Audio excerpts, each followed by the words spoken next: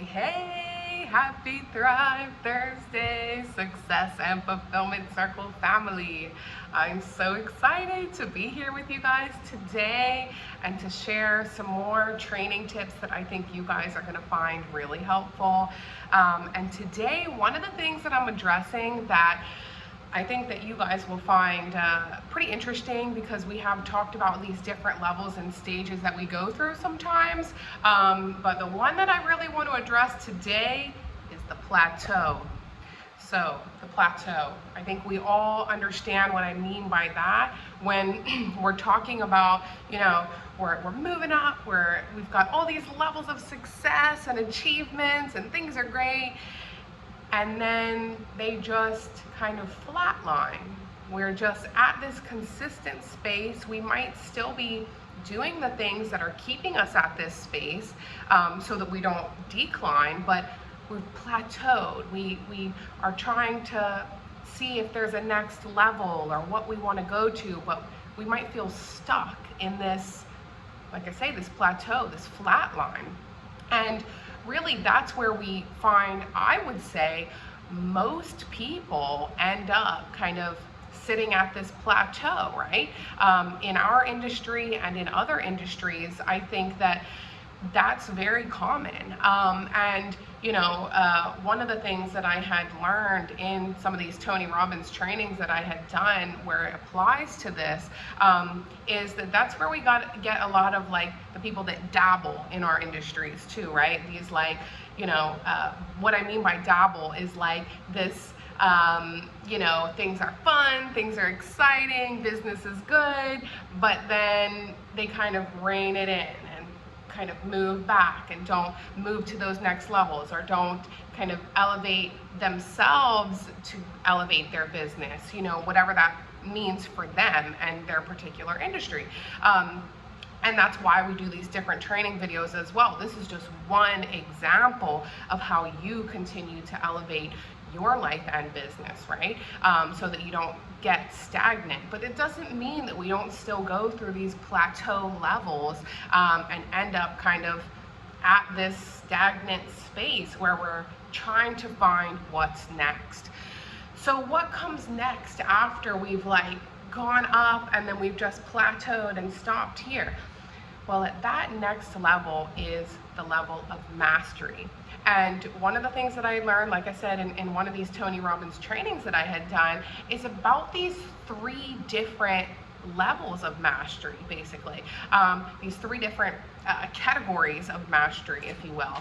I'm going to go ahead and run through those for you guys, and it would be interesting to hear from you about what you think about these particular stages, and maybe which of these three stages that you are currently in, or again, if you've maybe dabbled in certain areas of these stages of mastery, which one would you essentially like to master next, to be able to really get that full scope and get out of that plateau and really elevate yourself and your business to that next level. So I'll go ahead and kick it off.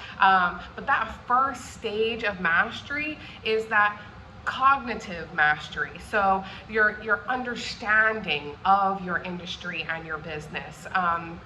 Basically the intellectual understanding, the facts, for us in real estate, that would be knowing your market, knowing all the different levels of that, the ways that things are connected in maybe different properties, buyers, sellers, what type of market it is, are things up, are things down, how are sales, how are rentals.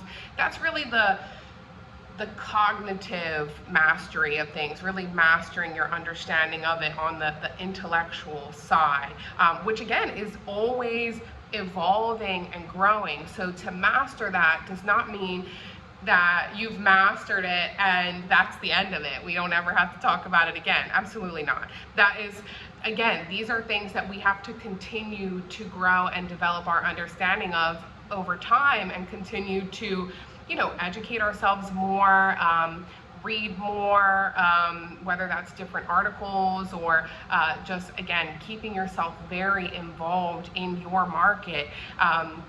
and keeping that understanding of really where things are at, and really what this level of mastery gives you is that confidence. That's what gives you that confidence to be able to walk into a room or walk into a conversation and talk about your industry, talk about your services and things like that. That's really what that level of mastery is, and I would say that is the first stage that you have to master, because you really can't move forward with anything else unless you do have the facts, right? I mean, it doesn't mean that you know everything all the time, and we should be able to put our hand up to say, hey, I know that area of the market has been shifting. I think I need to check back into that. If somebody ever asks you a question of something that you don't know about, that's just an opportunity for you to go ahead and educate yourself a little bit further on that. That's what mastery is. It does not mean that you know all of it all the time. At least from my perspective. And one of the things as well, it's repetition of that. So one of the quotes was, repetition is the mother of mastery. That's the thing. You've got to keep on continuing to repeat whatever those practices are for you that keep you educated and involved in how these things are continuing to shift and evolve and grow, right? So that's the first stage of mastery, is that cognitive understanding of your market. That second stage of mastery is emotional mastery. So again, something you've heard me talk about before, and a lot of people really don't, many times don't really address or at least like to acknowledge many times of how important this is in any industry. But when you have an emotional understanding of your industry, of your customers and clients, or of your impact in what you do on a day-to-day basis, and you truly feel it, like you can really feel it in your bones of what it is that you are doing, that is a total next level of mastery in your business, in your life and business. But we're going to speak specifically to business today. But yeah, that emotional mastery, and really linking those emotional consequences really to how you move throughout your business. What is it, the impact that you get to make on your customers and clients and on your community as a whole with what you're doing. If you can really feel that and tap into that in that next way, that is really where you are, again, going to go from that plateau that I was talking about to really excelling even further. Because again, this is something that usually people kind of get stuck in, that cognitive, like the intellectual side of it, of like, these are the numbers, this is where things are at, right? But when you can really, like I say, tap into that emotional side of the impact that you're making, in, like I say, the stuff that we do is within the full scope of your community. Yes, we need to look at emotionally also, how is that contributing to me as a whole? What is my level of fulfillment in what I get to do and contribute to? Then what is that emotional understanding of how that then impacts my family or my circle around me? And then even larger than that scope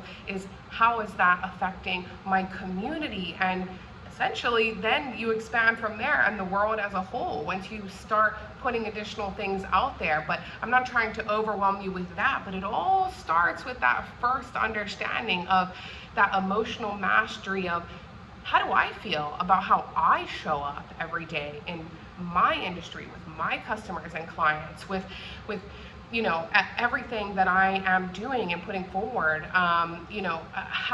what is my understanding of that? And really dig deep and feel it, because you will walk around differently, and you will walk right up the steps off of that plateau, and like I say, to that next level of mastery through that. And again, it comes through repetition. It doesn't mean that, oh, I've figured out how I feel emotionally or how my customers and clients feel emotionally. in my industry, no, it does not mean that that's the end of it. That's the cool thing about mastery, is that it's an ever evolving and growing thing. That's what keeps you moving up further and further from that plateau level I was talking about, right? So then we've got the third stage of mastery, which is that physical mastery. So the physical side is doing it consistently. So again, I talked a little bit about dabbling in these things, and all of these things I'm talking about today, again, it's not rocket science, it's not stuff we haven't heard before, but many times it's things that we just dabble in here and there. But the physical mastery basically is where you fully embody this. How do I say, you're doing it, like I say, doing it consistently, but it's part of your physiology. It's part of like your identity, basically, at that point, of like, this is who I am. I naturally walk around like this because I have such a full scope of what this is. This is not just a job for me. This is not just a career or just a business. Because I fully understand the intellectual level and the emotional level, it all then comes together into this physical space of like, this becomes a part of my identity. This basically is then who I am. And again, it's not to say that also doesn't shift and grow. I'm not saying that becomes your identity today and that's it. This is Nikki, the real estate agent, and that's the end of that, Absolutely not. Again, these are things that continue to evolve and grow in so many ways. But at the end of the day, even as those things grow, it will always be a piece right here of your identity that you've held and that you grow in, and that you can speak to and walk around with that as like I say, just a huge piece of you that you are always able to share from your core, from your heart, of knowing this is something you are passionate about and that you can share with others. And so that's what I really mean about mastery. That is where, you will never be stuck in a plateau. If you can then always, when you feel like you're at a plateau, go back to these 3 stages and see, which of it do I need to focus on now and elevate a little higher? Which one has shifted or evolved? Because again, they will, but sometimes we need to prompt ourselves as a little reminder of, okay, well, maybe I had kind of wheeled it in a little bit on this side and have been moving the same way in this area for quite some time. What does this mean to me now? Or like I say, like physically, as I'm embodying this emotion or these particular parts of what I do, how has that shifted and grown since the last time I've really reflected about it myself? And then all of this, like through consistent training, your internal training, and again, things like this where you find what does or doesn't work to continue on those levels, it then becomes habits. When things get difficult, then it makes it a little bit easier. You're able to kind of keep going, even when you don't see immediate results. That you're headed on those right directions. And so, after going through this, where, like I say, I was talking about the plateau, talking about these 3 levels of mastery, the last piece that I really wanted to mention to you guys, this is something that actually came up from some of our follow-up conversations, which I really, really appreciate, about one of the most recent videos I did for our Monday Mindful Motivation last week.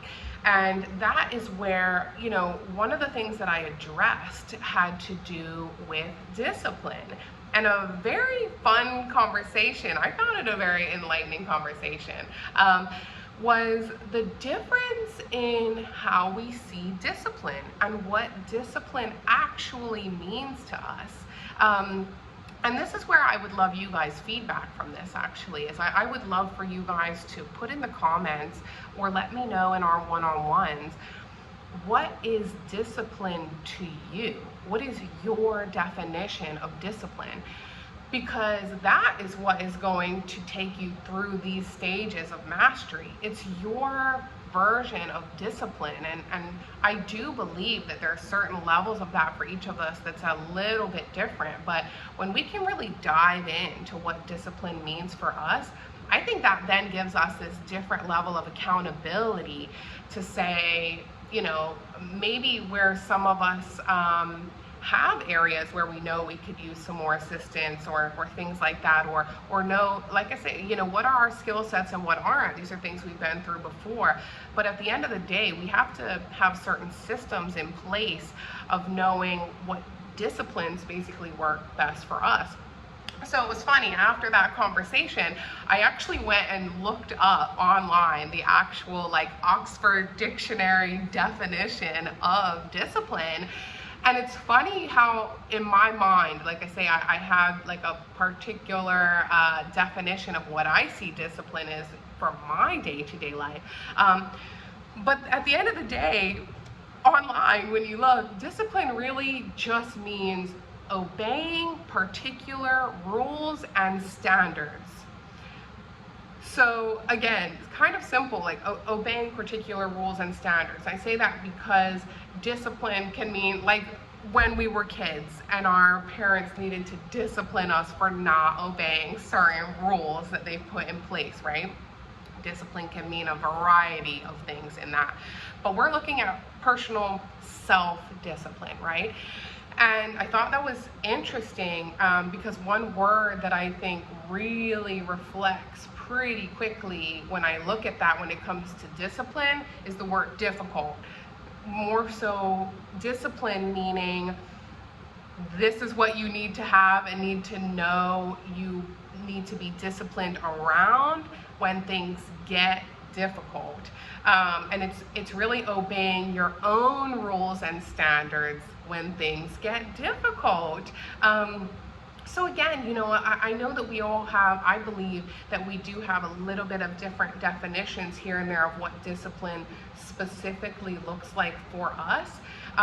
So like I said, I would love to hear you guys' feedback on that and what your definitions are for discipline. And that would spark a really great conversation, I think, around what also would help each of us in different ways to continue to be the most disciplined, best versions of us so that we don't stay at these plateaus. Circling back, that's the whole point. If you're not disciplined, you will never elevate from the plateau. Yes, you might have certain levels of success, but it will taper off and it will stay right here unless you are disciplined and motivated enough to move ahead and move to that next level that we're always talking about.